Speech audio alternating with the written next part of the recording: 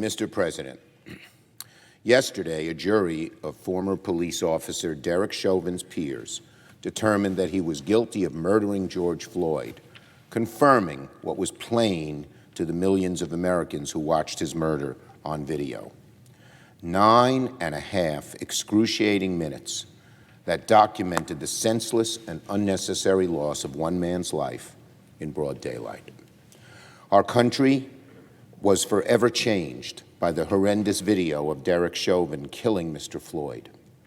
His searing final words, screaming for air, calling for his mother, are etched in our memory. This guilty verdict serves as an official proclamation of what so many of us have known for nearly a year. George Floyd was murdered by an officer who was sworn to protect and to serve, but who obviously didn't. The brutality of George Floyd's murder, yet another in a seemingly endless string of tragedies, sparked a summer of protest unlike any we've seen in American history, elevating a long-building movement for more justice in policing.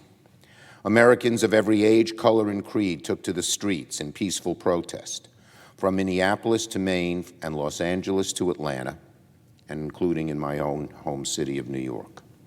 A community of global citizens would soon join them in protest. In foreign capitals from Rome, Paris, and London to Amsterdam, Berlin, and Mexico City, the name George Floyd would echo through the public square. This was not only a fight for justice, but a fight against the mistreatment, discrimination, and outright bigotry that Black men and women suffer at the hands of state power, not just here in America, but around the globe.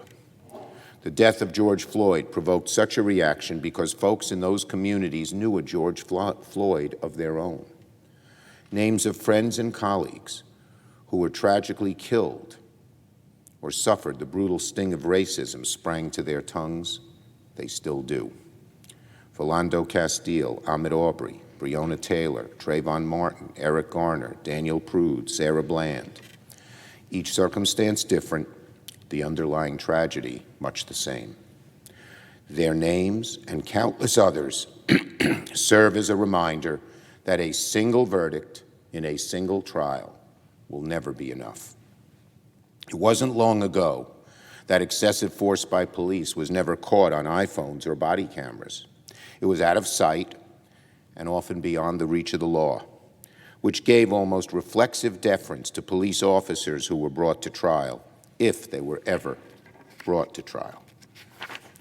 So this was an important event for the American justice system. Not only were the events concerning George Floyd caught on camera, but the offending officer was tried and convicted in a court of law.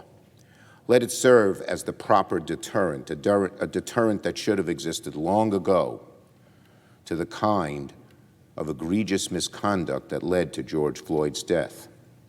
However, and most certainly, we should not mistake a guilty verdict in this case as evidence that the persistent problem of police misconduct has been solved, or that the divide between law enforcement and so many of the communities they serve has been bridged. It has not.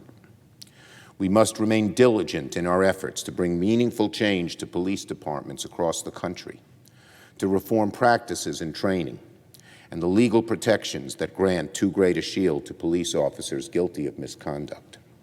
We also must remain diligent in striving out to root out racial bias in our society, in our healthcare system, in jobs, in housing, in the economy, in the boardroom and at the ballot box, on our streets and in our schools.